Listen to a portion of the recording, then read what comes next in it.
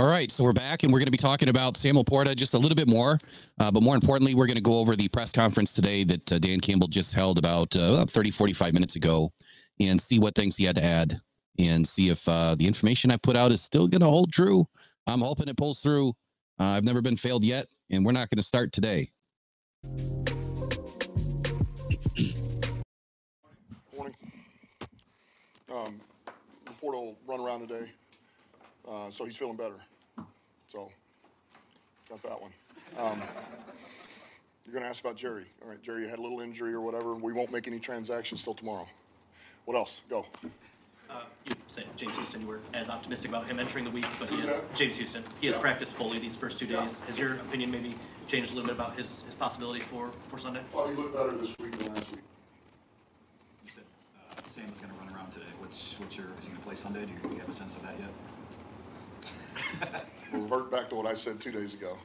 So we'll know much, much more after today's practice. And then entirely, what does it look like tomorrow when he wakes up? I'm laughing back here.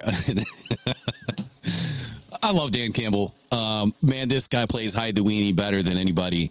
He's just an incredible coach. He's an incredible person. He wants to give everything to these guys in the media room, but it's just not going to happen. Dan Campbell has done an excellent job this entire week. When asked about Sam Laporta, we're going to know much more, in 48 hours. And today he starts the press conference off with Sam Laporta is going to run around a little bit today. And then he moves on to the Jerry Jacobs thing. And then quickly they ask about James Houston. And then they come back with more on Sam Laporta. Basically, does that mean that Sam Laporta is going to play, this weekend? And he laughs and he says, I'm going to revert back to what I said 2 days ago. And that's, well, now we're going to know more after today and how he feels tomorrow when he wakes up.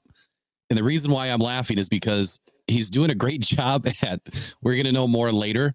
It's the best answer in the world when you don't want to give an answer, or when you know something and you just can't say it, you don't want to say it, and you're going to play the game that the NFL allows you to play up until the last moment, which is going to be Sunday when that game designation comes out.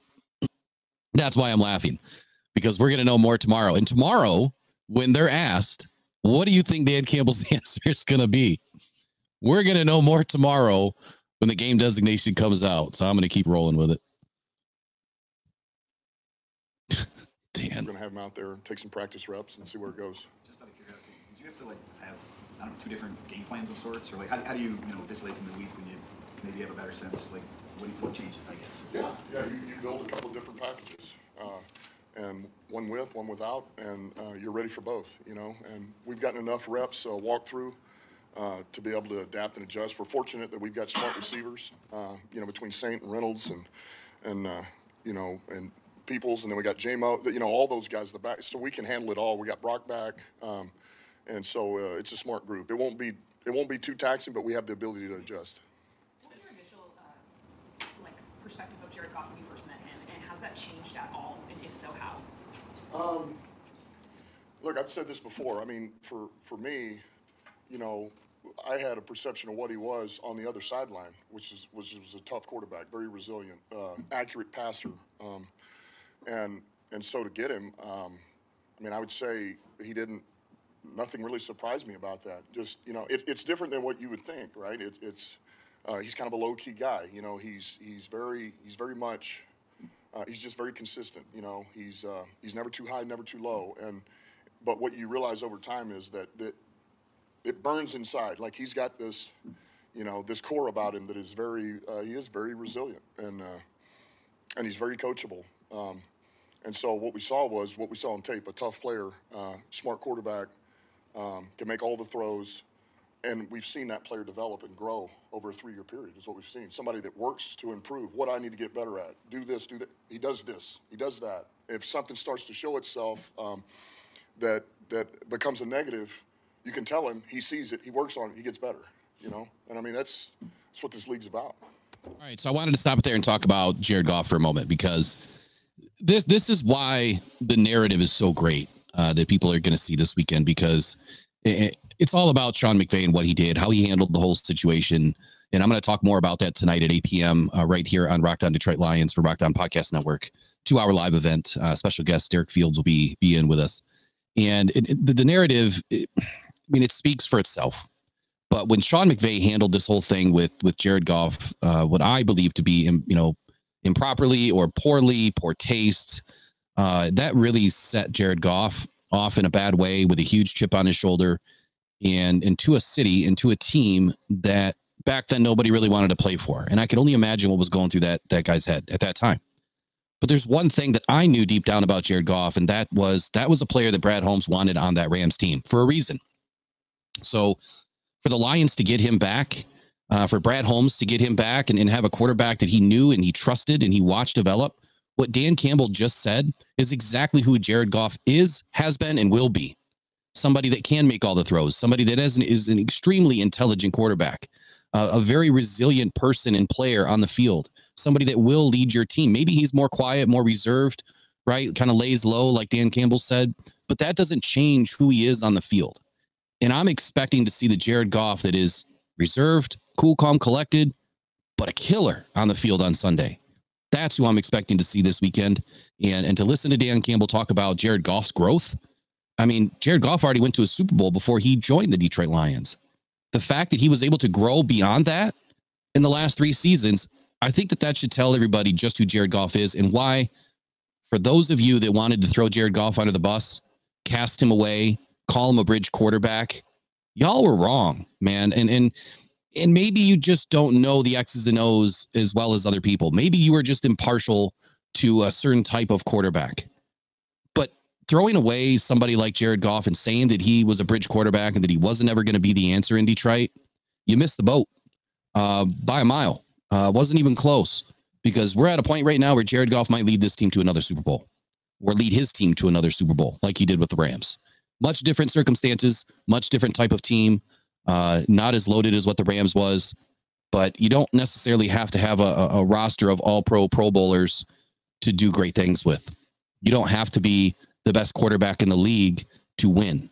We've seen that time and time and time again. Trent Dilfer, Kurt Warner, to name a couple, but there's plenty more.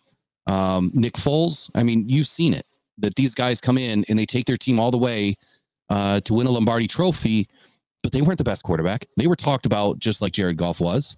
They were cast away. They were nobodies when they either came into the league, when they exited the league, or during the process of being in the league. They weren't always the most well-liked quarterbacks, heavily scrutinized. And all that's doing is feeding Jared Goff to go out there and play a much better game, because nothing has rattled him.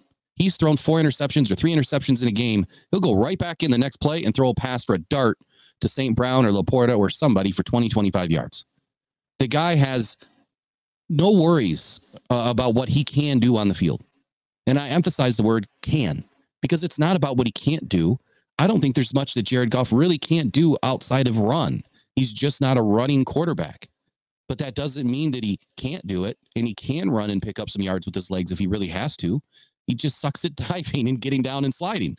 So, look, Sean McVay made a huge mistake. Now, he made a great move by bringing in, Matt Stafford, who helped win a Super Bowl. But my question is, did Matt Stafford really help win that Super Bowl? He was a big part of it. But was it the team that was around him that, was assembled right when Jared Goff was leaving?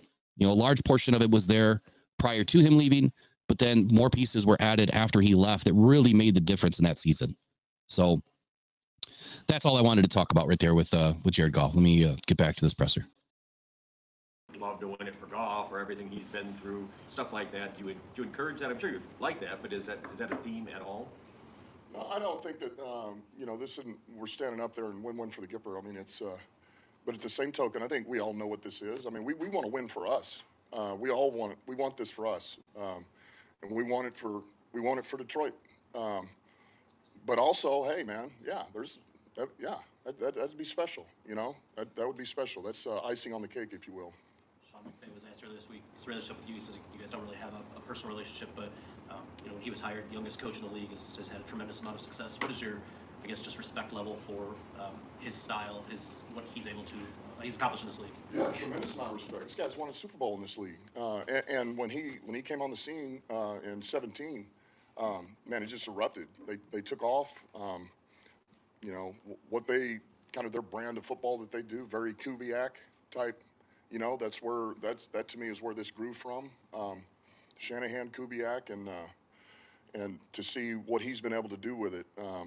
how efficient they are. It's very creative, innovative. And I think more than anything, he's just stayed true to who he's been over time. And you listen, you can't argue with the results. I mean, they're competitive every year. You know, had a little rough one last year, had some injuries, things of that nature. But man, every year these guys have always been, they're in it. So yeah, I got a lot of respect for them. Coach, we saw the AP All-Pro come out today. You got 2 guys offense make first team. Yeah. I mean, that's different than obviously the Pro Bowl. Just, you know, to see 5 guys make the teams in general and 2 make first team. Your thoughts on that? Just what you guys did this year. Yeah, you know, obviously very proud of those guys and well-deserving for all of them. But, you know, I mean, that's, you know, it's all part of progress, right, with where we're at. And those guys are playing top-notch football, but we're also improving as a football team. And I think all that stuff goes hand in hand. So I wanted to stop it right there because to me, it looks like Dan Campbell was about to get a little choked up there talking about the guys that have made the All-Pro team and, you know, the guys that are very deserved of making that team and you know, having that opportunity to have those accolades, you know, attached to your name. This is no secret, and I put this out last night in a video that I talked about Dan Campbell and Brad Holmes and Sheila Hamp and why those 3, among others, and I don't want that to ever be forgotten, among others, Chris Spielman, Mike Disner, you know, John Fox. I mean, there's a whole list. I could go on forever of why they were so important on changing the focus in the direction of the Detroit Lions and into the team that they are now.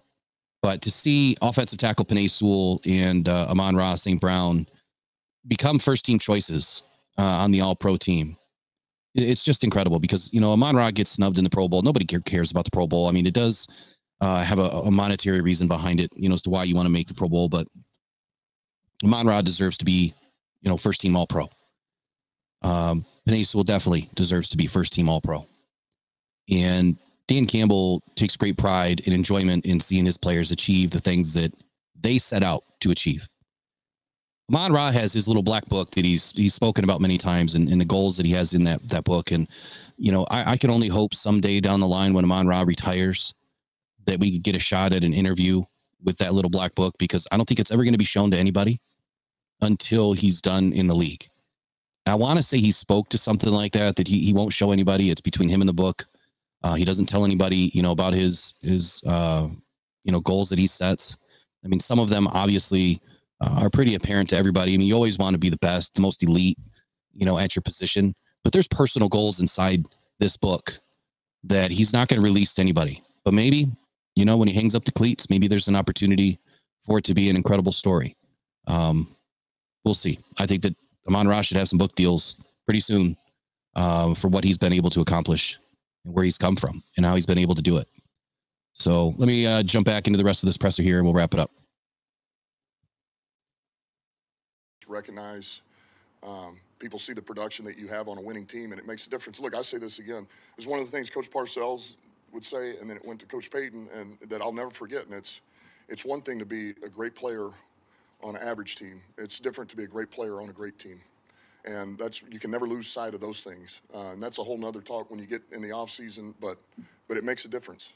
It makes a difference. We thought about the environment at Ford Field and what kind of advantage that can be for you guys Sunday night. Yeah, I mean, to me, this is 3 years ago, thinking about what this was going to be like and what it could be like. And now it's here. And so I know exactly what it's going to look like. I've seen it in my head. It's going to be different than anybody's seen. I think this is going to be one of the most electric environments, atmospheres that you're going to find. And I think it's going to be an advantage. All right. So he's 1,000% correct. Ford Field is going to be the most electric, dynamic event that's ever happened in Detroit. And I mean that with all respect to the Pistons, the Tigers, the Red Wings, because there's been some iconic venues in the city of Detroit over the last, 50, 60 years. I mean, dating all the way back to when the Tigers were, there was a specific moniker, and I even wrote about it. But they were one of the best, baseball teams in the world, right? I mean, best teams in Detroit history. And just a lot's been done in the city of Detroit, where it's come from and where it is now, and the players that have graced, the city of Detroit in all the sports. I mean, the Red Wings were an iconic team for 26 plus years straight. So we've never seen this type of energy in Detroit that's about to take place on Sunday night. I've been to some Monday night games that were pretty powerful from a fan statement perspective. And what I mean by that is how involved we were in the game, how we affected the game, the false starts against the Bears. Gosh, I can't remember. Was there 11 of them or something nuts like that? The refs stopping us, from being so loud at one point. They were going to call penalties on the Lions team, because they couldn't control their fans from being so excited. Look, you're stepping into the den. I don't expect you to leave the den unscathed. Dan Campbell wants to, bite off your kneecaps, take a hunk out of your, what.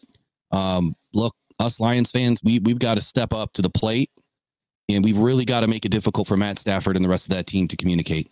That's what it's all about. If we can help our Lions win, that's the most important way. We've got to be dead silent on offense. Dead silent. After the play happens, get loud, celebrate. But as soon as they enter that huddle, or about to enter that huddle, you got to zip it. I know it's going to be tough, but that's how you can help your team win. On the other side of the ball, defense. I see the ebbs and flows of the noise. It gets really loud in the beginning, and then it slowly starts to taper off as they get up to the line. It's backwards. So immediately when that ball, is placed down and Matt Stafford is trying to communicate with Sean McVay or whoever's calling the offensive plays, that's when you have to be loud. So before the Rams enter the huddle, you have to start getting really loud, and you have to keep it going until they break the huddle. And then as soon as they get up to the line, you got to hit them again. You cannot let them get a chance at listening to the play, Matt Stafford communicating the play, and then them having the ability to get the ball off in time. We've got to screw them up that entire 25 seconds. And it's hard because your voice gives out. So you almost have to take turns with somebody next to you and say, all right, you go hard on this play. I'll go hard on the next play. And then together, maybe you do some things while they're on the line. The most important time is when they're trying to get the play in and then trying to get the play communicated to the team. So I think Stafford only gets, or all quarterbacks only get 15 seconds that there's communication in the helmet. And then the last 10 seconds, there's no communication in the helmet. So he gets the play once. And then after that, it's hand signals. It's utilizing his wrist, which I guarantee Stafford's going to have some sort of a wrist playbook on, because he knows how loud it's going to be. And he's going to have to utilize hand signals to be able to call plays. But then being able to communicate that to the rest of the team is very difficult. They're not used to it. And that's how we have to affect this game. So Dan Campbell's 1,000% spot on with this. It's going to be the most electric venue ever in the history of Detroit. I guarantee it. Win or lose, though, keep your pride, keep your head on. Don't be doing dumb stuff. Nobody needs to go to jail. Nobody needs to get hurt. Let's just enjoy it. Let's be great fans. Let's help our team win. All right, let's wrap up this press conference. It's only about a minute left. And working with the team and interviews and everything, but do you ever have quiet moments where you sit and realize just the impact of what this game means to the city and the enormity of the moment? No, I mean, not really, not like that. I don't, and I would say I don't ever really get that way. That's more after the fact, when I can really look back and say, wow, okay. I think for me, I'm in the whole process of it, and I take it as it comes. And to me, I understand that we're in first round of the playoffs. We won the division. We got a really good Rams team coming in here. But for me, this is like preparing for Minnesota last week, preparing for Dallas the week before. It's very much just like that. Kansas City, week 1. That's how I think of it. And if I don't think of it that way, then it's out of the norm. And now what happens, What's your players? How locked in have they been? They're good. What have you seen from them? They're good. They're ready. Can you expand on that? What have you seen? They're good.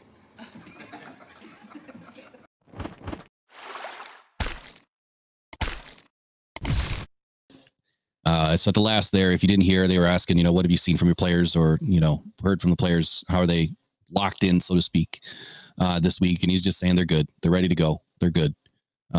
Which I expect nothing less. But, another good statement by Dan Campbell. And I can say Sam Laporta has got some of the same sentiment about him. He was asked many times over the last many weeks, when do you reflect on what you're accomplishing as a rookie tight end, and the records that you're breaking, and the type of season that you're having? And Sam Laporta has said it every time that I'm not worried about that right now. I'm worried about the team. I'm worried about helping the team. I'm worried about, doing everything that I can to help this team win. And maybe after the season, I'll have some time to reflect on some of the other personal things, but it's still always about the team and how it helps the team win. Dan Campbell is saying the same thing. I'm not preparing any differently.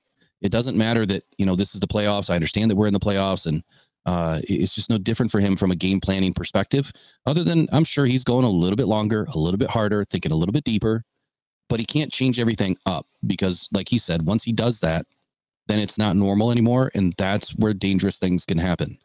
And you put yourself in a position where you're outthinking yourself.